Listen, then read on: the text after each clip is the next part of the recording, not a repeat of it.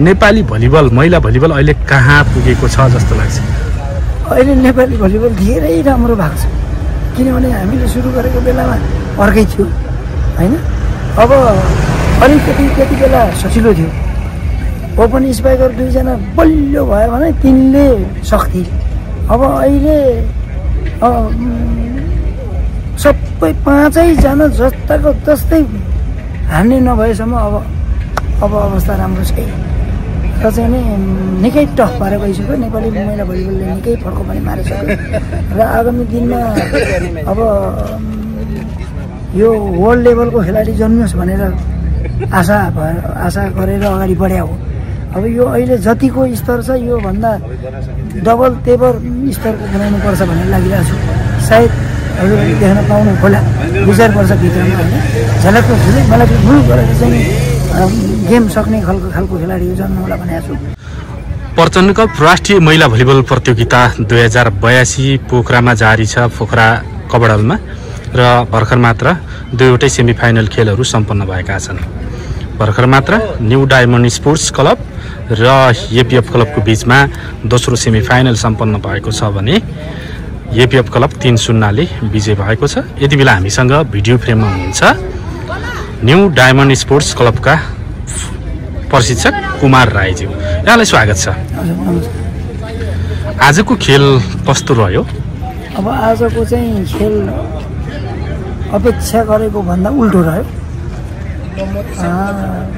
हामीले चाहिँ अब रिजल्ट सजिलै चाहिँ 3-0 सेट हाम्रो तर्फबाट होला भनेर खेल्न आएको, लास्टमा अब उल्टो भएर परिणाम चाहिँ उल्टो परिणाम आयो। तपाईहरूलाई उपाधि दावेदारकै रूपमा हेरिएको थियो यो प्रतियोगितामा? मलाई पनि यसपालि जितिन्छ भन्ने लागेको थियो, तर अब यो अलिक कच्चा उमेरका बच्चा भएको कारणले गर्दाखेरि फेरि कतै खुस्काउँछन् कि भन्ने चाहिँ लागिरहेको थियो। त्यही नै आज जस्तो जुन किसिमको प्रशिक्षित गर्नुहुन्छ तपाईँले खेलाडीलाई, त्यो किसिमको तपाईँले अनुमान गरे अनुसारको खेल भएन होइन? पटक्कै भयो। मेन चाहिँ अब जुन निरुताको ब्लक रोक्ने है भनेर हामीले प्लान बनाएर आएको थियौँ, अब त्यो चाहिँ ठ्याप्पै नै भयो। निरुतालाई रोक्न नसकेपछि त एपीएफ त त्यसै माथि गइहाल्छ। जब तपाईँले सोचे जस्तो खेल हुँदैन कि केही कमजोरीहरू देख्नुहुन्छ, त्यो समयमा तपाईँका खेलाडीहरूलाई कसरी मोटिभेट गर्नुहुन्छ?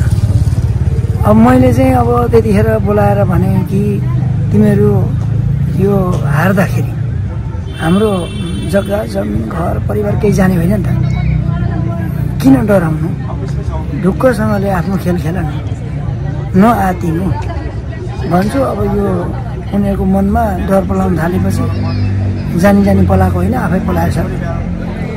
जस्तो दोस्रो सेट अलि बढी रोचक बन्दै थियो होइन? तपाईँलाई आशा लाग्दो सेट पनि त्यही नै थियो? दोस्रो सेट त हामीले जित्यौँ भन्ने नै लागिसक्यो। के कमजोरी भयो त्यहाँ अन्तिम? अब त्यो अन्तिममा जुन चाहिँ अब चाहिँ उयो गर्नुपर्ने थियो, अलिकति सिरियस भएर चाहिँ नि स्पाइकरहरू चाहिँ नि के अरे किल गर्नमा तयारी हुनुपर्ने, उताबाट चाहिँ नि अट्याक गर्दाखेरि चाहिँ खाली ठाउँहरू कभरेज गरेर बस्नुपर्ने, त्यो किसिमको चाहिँ उनीहरूमा हुँदै। तपाईँ केही समय अगाडि पोखरामै सम्पन्न प्रतियोगितामा हामी सहभागिताका लागि मात्र आएको, अर्को पटक हामी सहभागी हुँदा धुमधडक गर्छौँ भन्नुभएको थियो। हजुर हो। र एनबिए कपमा त्यो देखियो पनि होइन? राम्रो खेल प्रदर्शन गर्नुभयो र अहिले पनि फाइनलबाट बाहिरिनु पर्यो फेरि। अब यो उमेरले पनि खेल्ने रहेछ मैले देखेको खेल चाहिँ।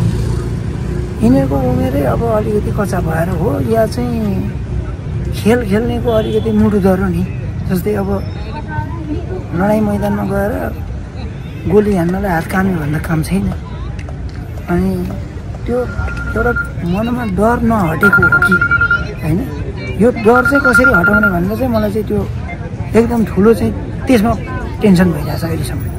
जस्तो यो कुराका लागि मैदान बाहिर मैले यस कारण पनि यो क्वेसन गर्दैछु, यो भूमिकामा तपाईँ लामो समयदेखि हुनुहुन्छ, नेपाली महिला भलिबलको इतिहासमा मूर्धन्य नाम हो कुमार राई, त्यसकारण पनि म भन्दैछु यस्ता समस्या नआउन् भन्नका लागि अन्य समयमा मानसिक रूपमा खेलाडीलाई तयार पार्नका लागि कस्तो तयारी हुन्छ तपाईँको क्लबमा?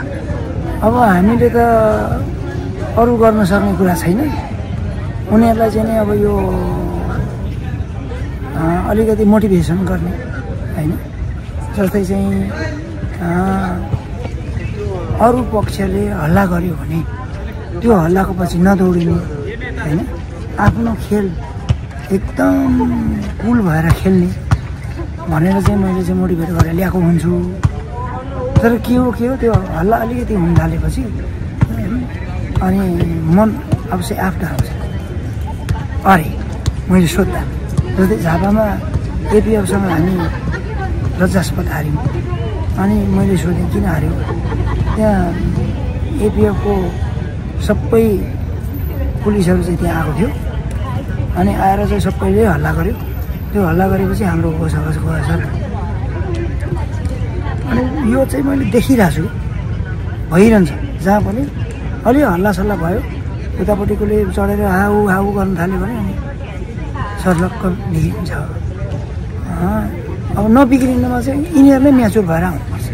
अब यस्ता गेमहरू अलिक खेल्न पऱ्यो, अनुभवको कमी पनि, अनुभव अलिकति बढ्दै जानु पऱ्यो, बढाउँदै जानु पऱ्यो। अनि हाम्रो अर्को कमजोरी भनेको चाहिँ बेन्च प्लेयर हामीसँग भएन। उनीहरूको सट्टामा खेलाउने खेलाडी भएन। जब खेलाडी नचल्दै गर्दा सब्स्टिट्युट गर्न पाउनु भएन, सक्नु भएन। बाल्मिकाको कमजोरी छ। अर्को बाल्मिकाको ठाउँमा यसो हात मात्रै देखाउने एउटा सुनिता खत्री थिए हामीसँग। उनी यता आउने बेलामा एङ्गल गयो, आउने बेलामा उसको एङ्गल गएपछि त्यो एङ्गल बिरेको मान्छेलाई ल्याएर त हुने कुरा भएन भनेर मैले 1 वर्ष मात्रै सिकाएको यहाँ चाहिँ सारिका कार्की भन्नेलाई ल्याएँ। जबकि 1 वर्ष सिकेर उसलाई के हुन्छ अघि पसाउँ कि जस्तो पनि लागेको थियो होइन। तर बिचरा साह्रै डराइहाल्ला कि भोलि गएर यो गेममा डराइदियो भने अर्को गेममा पनि डराउँला भनेर मैले चाहिँ अनि अलिक अर्को वर्षसम्म तयार हुन्छ, अर्को वर्ष ठिकै छ भनेर फेरि नहुल्याएको होइन। त्यस कारणले हाम्रो बेन्च प्लेयरै डर नभएको। अभिभावकका लागि सबै छोराछोरी बराबर, तपाईँ प्रशिक्षक सबै खेलाडीलाई बराबर एउटै आँखाले हेर्नुहुन्छ। पक्का। तर पनि प्रतियोगिताभर आशा लाग्दो खेलाडी,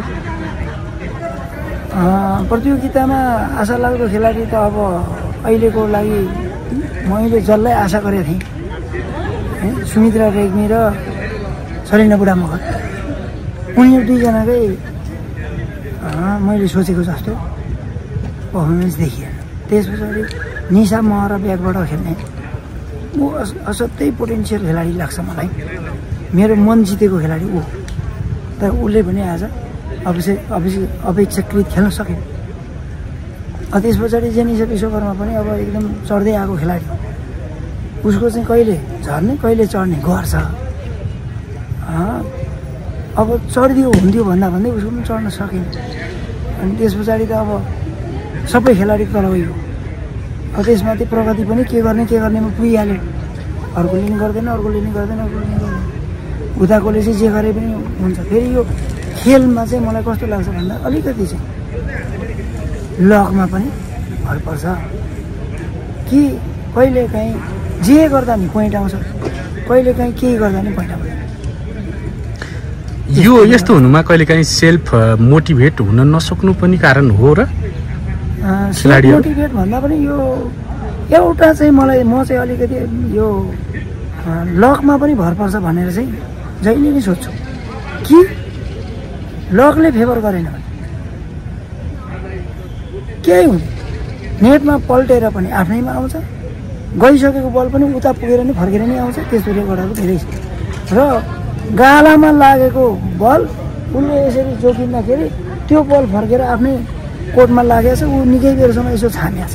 तर उसले छाम्ने गरी हाम्रोले हान्यो, तर हानेर के पोइन्ट उनीकै आयो। यो चाहिँ भनेको यस्तो भनेको चाहिँ यो हत्तपत्त देखिने सिनै होइन, यस्तो पनि भएर हामी हारेका छौँ। यस्ता अनुभव तपाईँसँग धेरै छन्, अनुभवी कोच हुनुहुन्छ। फाइनल रेसबाट त तपाईँहरू बाहिर हुनुभयो, तर अझै पनि तृतीय स्थानका लागि भने आशा बाँकी छ होइन? तृतीय स्थानलाई त अब त्यो हाम्रो फाइनलको आशा गरेर आएको मान्छेले तृतीय स्थानलाई के होला भन्नु चाहिँ परेन होइन। किनभने हामी यसपालि नेपाल पुलिस क्लबलाई जित्छौँ नै भनेर आएको हो। आउँदा चाहिँ त्यसमा सशङ्कित हुनुहुन्न तपाईँहरू? हामी त 3rd प्लेसको लागि त शङ्का गर्न थाल्यो भने त अब र न्यू डायमन्डको टिम होइन, यो त बडो अचम्मै भन्छ होइन। त्यसो चाहिँ सोचिया छैन। अब ठिकै छ, यसले यिनीहरूलाई पनि अलिकति मनमा जाओस् होइन। हामी खेल्न सक्ने पनि खेल्न सकिनौँ, यो चाहिँ अर्को पटकमा सुधार्नुपर्छ भनेर यिनीहरूले सोचोस्, त्यति मात्रै अब मेरो चाहिँ कामना छ। किनभने स्किलको हिसाब गर्ने हो भने सबै सिकाएको छ, के गर्ने, कसो गर्ने, 2टा ब्लक आयो के गर्ने, एउटा ब्लक आयो के गर्ने, सबै सिकाएको छ। तर त्यहाँ गर्ने बेलामा एउटा नि गर्ने। जित हार स्वाभाविक हो, जित्ने लक्ष्यका साथ सदैव तपाईँहरू हिँड्नुहुन्छ। र यो यात्रामा, हजुर, भलिबलको यात्रामा तपाईँलाई अत्यन्तै सुखको क्षण, खुसी लाग्दो क्षण पनि केही छन् कि? अब यो चाहिँ सुखको क्षण भनेको हामीलाई चाहिँ के हो भन्दाखेरि जित नै हो। जबसम्म हामीले हार फेस गरिरहन्छौँ। कुनै त्यस्तो एउटा खेलको बारेमा बताउन सक्नुहुन्छ? अहिले झट्ट सोच्दाखेरि केही आउँछ? हामीले भलिबलमा लागेर मैले यो क्षणमा चाहिँ म अत्यन्तै खुसी भएको थिएँ, हाम्रो लागि एकदम राम्रो थियो, यो टर्निङ पोइन्ट थियो भन्ने किसिमको? अब मैले चाहिँ यो फ्रेन्चाइजी गेममा चाहिँ कर्णाली एसबिसको टिम जिम्मा लिएर खेलाउँदाखेरि चाहिँ हामी एकदम इन्ची हारिसकेको म्याचहरू पनि 5औं सेटमा जाँदै अन्तिममा सबै टुर्नामेन्ट जितेर हामी चाहिँ च्याम्पियन भएको। त्यो एउटा चाहिँ मलाई चाहिँ उयो छ होइन। एकदम खुसीको क्षण चाहिँ त्यही मात्रै हो। त्यस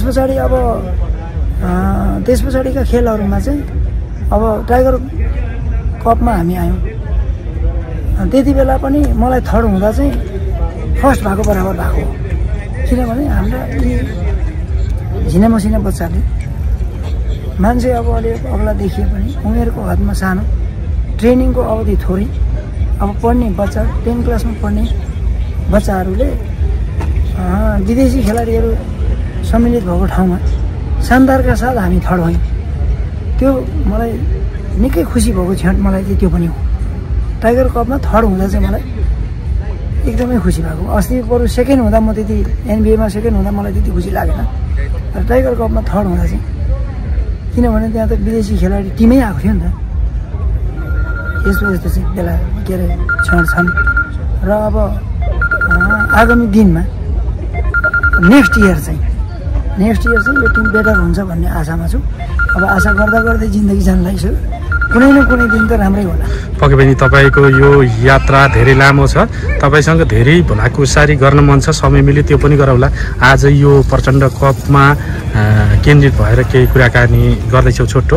अन्तिममा एउटा मात्र प्रश्न गर्छु तपाईँलाई। तपाईँ 0 लेभलबाट सुरु गरेर अहिले अन्तर्राष्ट्रिय स्तरमा खेल्ने खेलाडीसम्म उत्पादन गरिसक्नु भएको छ, र एउटा मात्र क्वेसनको आन्सर दिनुहोस्। नेपाली भलिबल, महिला भलिबल अहिले कहाँ पुगेको छ जस्तो लाग्छ? अहिले नेपाली भलिबल धेरै राम्रो भएको छ, किनभने हामीले सुरु गरेको बेलामा अर्कै थियो होइन। अब अलिकति त्यति बेला सजिलो थियो, ओपन स्पाइकर 2जना बलियो भयो भने 3ले सक्थे। अब अहिले सबै 5जना जस्ताको जस्तै हान्ने नभएसम्म अब अवस्था राम्रो छैन। र चाहिँ नि निकै टफ भएर गइसक्यो। नेपाली महिला भलिबलले निकै फड्को पनि मारिसक्यो, र आगामी दिनमा अब यो वर्ल्ड लेभलको खेलाडी जन्मियोस् भनेर आशा गरेर अगाडि बढ्या हो। अब यो अहिले जतिको स्तर छ योभन्दा डबल तेबर स्तरको बनाउनुपर्छ भन्ने लागिरहेको छु। सायद हजुरहरूले देख्न पाउनु होला 2-4 वर्षभित्रमा होइन। झलकको झुलै मलाई भुल गरेर चाहिँ गेम सक्ने खालको खेलाडी जन्म होला भनेको छु। अब आशा त गर्नु पाइयो। हुन्छ, आगामी यात्राका लागि तपाईँलाई धेरै शुभकामना। छोटो समयका लागि धेरै धन्यवाद। Thank you very much. यहाँहरूले पनि बोल्ने मौका दिनुभयो, यहाँहरूलाई धेरै धेरै धन्यवाद छ।